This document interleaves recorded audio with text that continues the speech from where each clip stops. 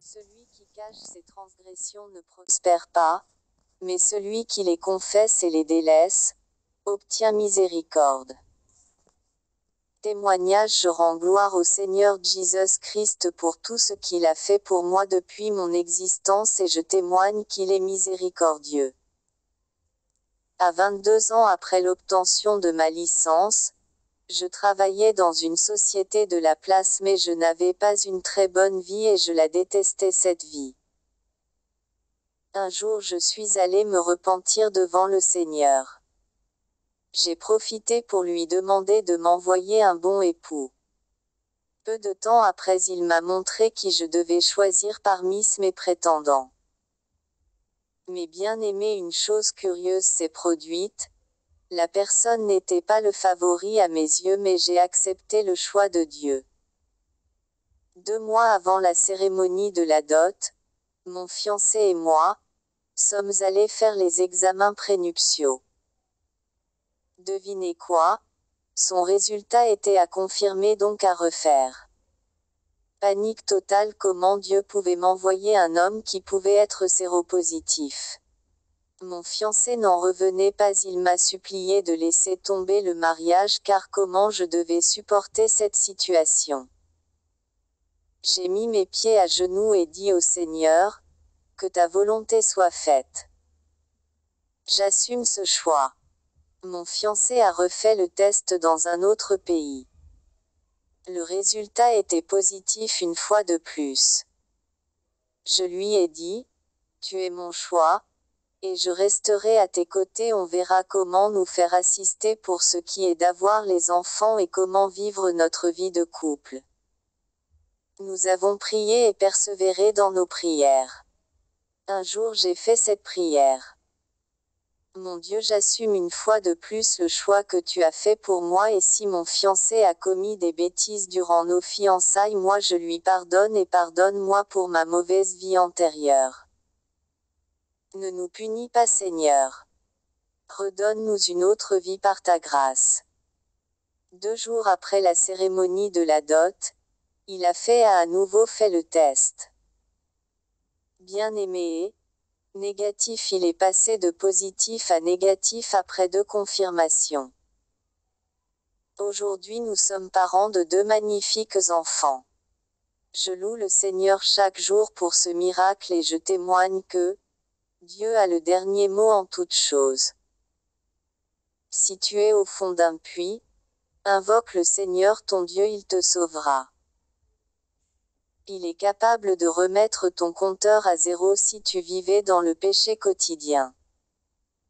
Merci Seigneur pour ta présence quotidienne dans mon foyer, ma famille et dans nos vies. Que le nom de Jésus-Christ soit loué. Témoignage numéro 2. Attention, le témoignage suivant peut avoir des propos non adaptés aux plus jeunes. Nous venions d'avoir une relation intime. Je n'ai pas mangé toute la journée, je ne jeûne pas, mais je suis désespérée et choquée. Comment puis-je vous expliquer cela? À 7 heures la nuit dernière, elle était dans mes bras, nous étions dans les bras de l'un et de l'autre nus, et venions de terminer notre relation pour rattraper le temps perdu. Comme d'habitude et nous avons apprécié. Nous ne nous sommes pas vus depuis plusieurs semaines. Nous étions amoureux. Elle était la choriste principale dans mon église, une sœur vibrante, très belle, mais elle était mon amante et ma partenaire dans le péché. Nous vivons dans la fornication sans qu'aucun membre ne soit au courant. Elle m'a quitté à environ 22h18 pour rentrer chez elle comme à l'habitude. 30 minutes plus tard, quand mon téléphone a sonné, j'ai décroché juste le temps pour l'appelant de me dire que le propriétaire de ce téléphone a été tué par une remorque sans frein. J'ai été touché sur l'instant par un tsunami, j'ai perdu le sang-froid et j'ai commencé à pleurer. Quand je suis finalement arrivé à sa maison, les gens étaient dans une grande tristesse, mais ils louaient tout de même Dieu qu'une sœur dévouée soit rentrée au ciel. Ils se parlaient ainsi les uns les autres en se prenant dans les bras. Mais au fond de moi j'étais dévasté, je sentais une grande culpabilité car je savais ce que nous faisions en secret. Voilà pourquoi je partage mon témoignage. Savez-vous que votre vie pourrait finir aujourd'hui? Dieu nous en garde, mais c'est possible. Sais-tu aussi que la mort peut venir inopinément? Vous rendez-vous compte que certaines personnes peuvent dormir cette nuit et ne jamais se réveiller demain? Et si vous êtes parmi eux? Est-ce que vous savez où ira votre âme? Savez-vous que les gens peuvent dire des bonnes choses sur vous dans vos funérailles à cause de ce qu'ils voient et de ce qu'ils ne savent pas vraiment? Mais vos péchés secrets et la pensée pécheresse pourraient vous placer en enfer. Veuillez vous interroger encore 13/5 aujourd'hui si le lendemain ne vient jamais. Pour certains d'entre nous, il ne peut s'agir de la fornication ou de l'adultère, mais qu'en est-il des mensonges, de l'exagération, de la désobéissance, de la méchanceté, des rancunes, de l'envie, de la jalousie, de l'orgueil, de la colère, de l'impiété, de la mauvaise humeur, de la convoitise, des habitudes, etc. Certains d'entre nous peuvent être des chefs de file dans les ministères tout en gardant la méchanceté et les rancunes contre les uns les autres depuis des années.